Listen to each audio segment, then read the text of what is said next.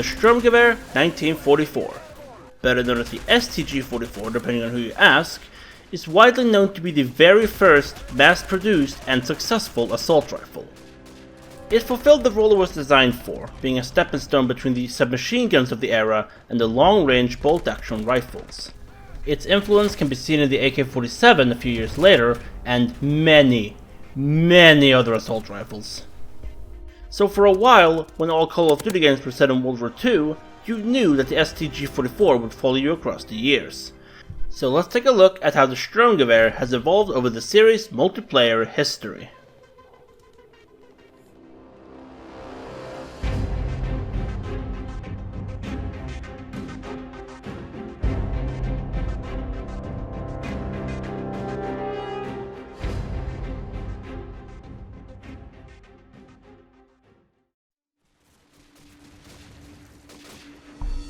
Call of Duty 4's STG is a weird weapon.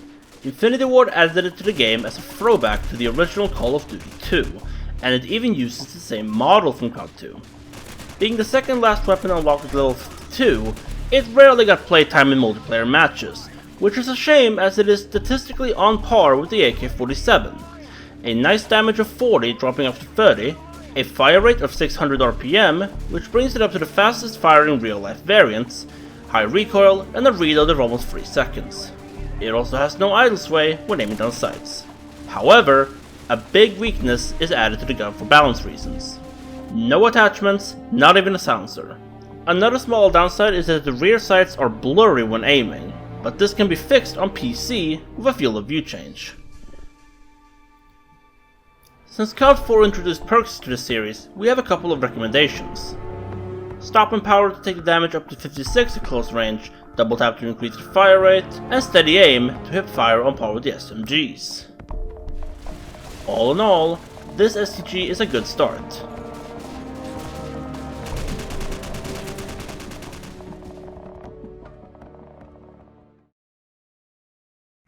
World at War would be the last time we would see the Sturmgewehr for a while, and in this game it's actually called the StG44 for the first time. As the only full-auto weapon in the rifles category, it was balanced well so it wouldn't outperform the semi-autos. It has the lowest range in class, but is of course fully automatic at 535 RPM. It also has very low recoil, making full-auto fire at long range very effective, along with a reload time of 2.5 seconds. As a balancing factor, it has the lowest damage in class, dealing 30 up close and decreasing to 20, requiring it to land at least 4 to 5 shots to kill. For the first time, the World at War STG can carry attachments, those being the flash hider, the aperture sight, and the telescopic sight. Out of the three, the aperture sight seems to be the fan favorite as it gives a simple dot in comparison to the arrow sights. Our recommended perks are the same as they were in CoD 4. Stop and power can get the STG to perform on par with the other rifles. Double tap will increase the fire rate to match the SMGs in speed, and steady aim to match them in hip fire.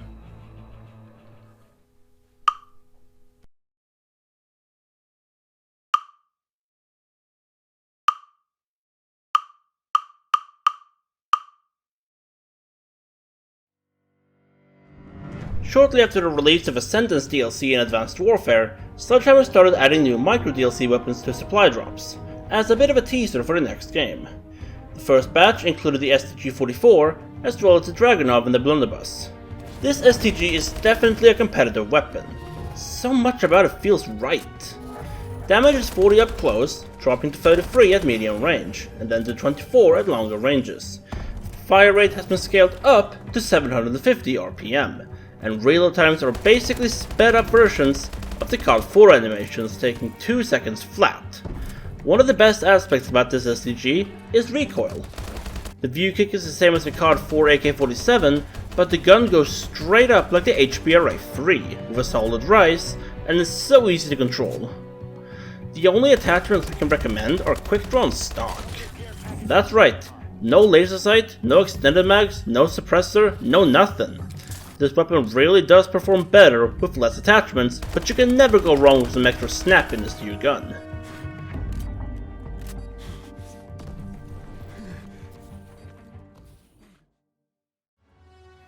It's surprising how, in a game filled with unrealistic weapons, the STG in this game is actually one of the more realistic weapons available, and behaves very similarly to the World at War version.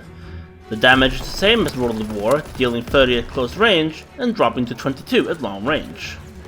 It has a normal reload time of 2 seconds and has high accuracy even at longer ranges. The only blemish to its accuracy is fire rate. At 666 RPM, it shoots faster than its real-life counterparts by roughly 1 round a second.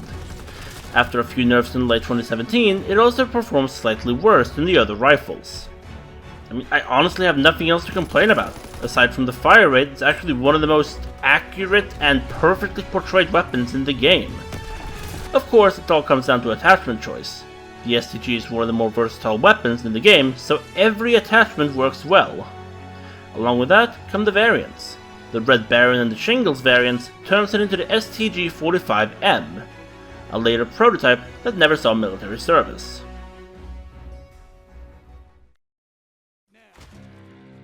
With Vanguard's reputation, I thought it would be a good idea to jump straight into the STG in this game.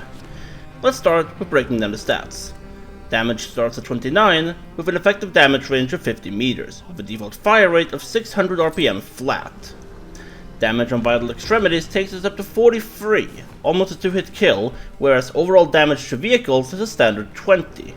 Movement speed is okay for assault rifles, but certain attachments can increase this. Reload speed is an average of 3 seconds without sleight of hand or pressure, and will default to a 30-round box magazine of 7.92x33mm Kurz, with a few options available via the gunsmith.